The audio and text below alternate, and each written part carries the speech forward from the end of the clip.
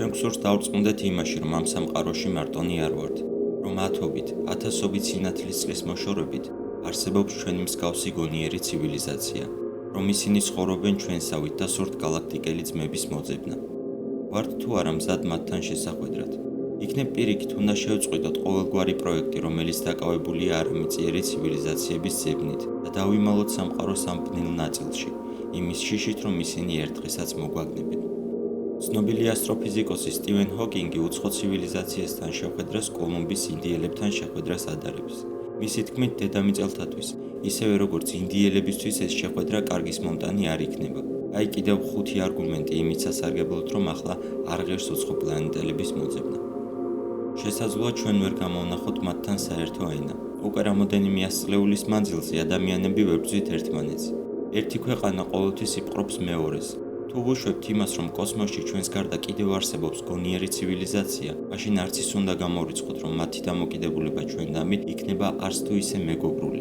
როდესაც ისინი გაეცნობიან ჩვენს კულტურას და გაიგებენ, როგორ ცხოვრობთ, შეიძლება მოვეჩვენოთ ზედმეტად უიმედო და მებრძოლ არსებებად, რომელთაც არ შეუძლიათ კომპრომისის მიღწევა. არ მგონია მათ მოეწონოთ ის, როგორ ვანაგვიანებთ და ვანადგურებთ საკუთარ პლანეტას. მათი მორალური და ეთიკური ნორმები, თუ რა თქმა უნდა ისინი მათ აქვს, შეიძლება იმდენად არ შეესაბამებოდეს ჩვენსაც, რომ შეწყვეტენ ყველანაირ კონტაქტს. ან გვაიძულებენ სხვადასხვა დავალებების შესრულებას ახალი ტექნოლოგიებისა და ურთიერთობების გაგრძელების სანაცვლოდ. მათი მოთხოვნები შეიძლება იყოს ჯარების განიარაღება, კონფლიქტურ რეგიონებში საომარი მოქმედებების შეწყვეტა და ეკოლოგიური პრობლემების მოგვარება. მაგრამ სხვა მხრივ შეიძლება ჩვენ არ მოგვეწონოს მათი კულტურა. მზად ვართ თუ არა მივიღოთ ისინი ისეთები, როგორებიც არიან. შეიძლება ჩვენი პლანეტით უფრო დაინტერესდნენ, ვიდრე ჩვენით. რა ინტერესი უნდა გქონდეთ სხვა ცივილიზაციებს ჩვენდამი? ტექნიკური განვითარების თვალსაზრისით ისინი ხომ ჩვენზე ბევრად განვითარებულები არიან. ჩვენი ტექნოლოგიები შეიძლება აინტერესებდეთ მხოლოდ ჩვენზე განუვითარებელ ცივილიზაციებს, რომელთანაც ჩვენ ჯერჯერობით ვერ ჩავფრინდებით. ანუ ეს ვარიანტი შეგვიძლია გამორიცხოთ. გამოდის, რომ მათ დააინტერესებთ ჩვენი რესურსები. როგორც ვიცით, ტექნოლოგიური განვითარება მიმდინარეობს რესურსების გამოფიტვის ხარჯზე. შეიძლება მათი პლანეტა განადგურების პირას აღმოჩნდეს და ახალი სახლის მოძებნა მათთვის ისეთი აქტუალური გახდება, როგორც არასდროს. მას შემდეგ, რაც ისინი მიიღებენ ჩვენს სიგნალს, აღმოაჩენენ ჩვენს პლანეტასაც, რის შემდეგაც შეეცდებიან დედამიწის დაპყრობას და ადამიანების განადგურებას. მათგან დახმარებას ვერ მივიღებთ. უცხო ცივილიზაციისგან ჩვენ გსურს მივიღოთ ახალი ტექნოლოგიები, რომლებიც გააუმჯობესებს პლანეტაზე ცხოვრებას. ფართოდაა გავრცელებული მოსაზრება, რომ ამერიკის შეერთებულმა შტატებმა ჯერ კიდევ გასულ საუკუნეში მიიღო უცხოპლანეტელების ტექნოლოგია. თუ გავითვალისწინებთ ტექნოლოგიურ წინსვლას ამერიკაში, ამ მოსაზრებას ნამდვილად აქვს არსებობის უფლება.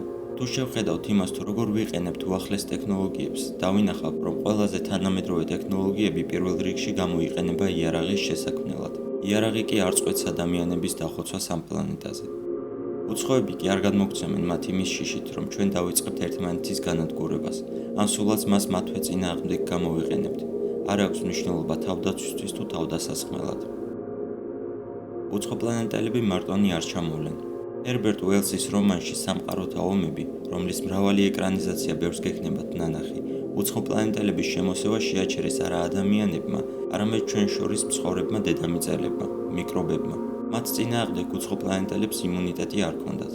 არამიწიერი ცხოვრებაც შეიძლება არ იყოს წარმოდგენილი მხოლოდ გონიერი არსებებით.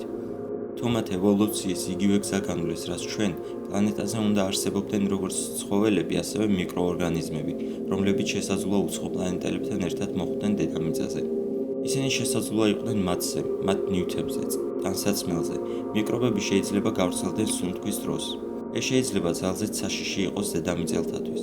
ვართ თუ არა მზად მოვაწყოთ მათთვის კარანტინი და თავიდან ავიცილოთ ეპიდემია.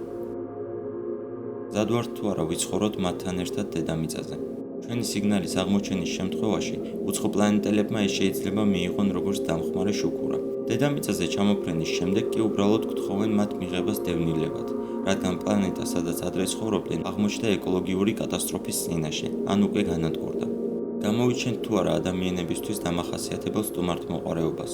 შემოუშვებთ თუ არა უცხო ცივილიზაციების წარმომადგენლებს საკუთარ სახლებსა და ქალაქებში. ასეთ შემთხვევაში ადრე თუ გვიან ჩვენ მოგვიწევს მათთვის თანასწორი უფლებების მინიჭება.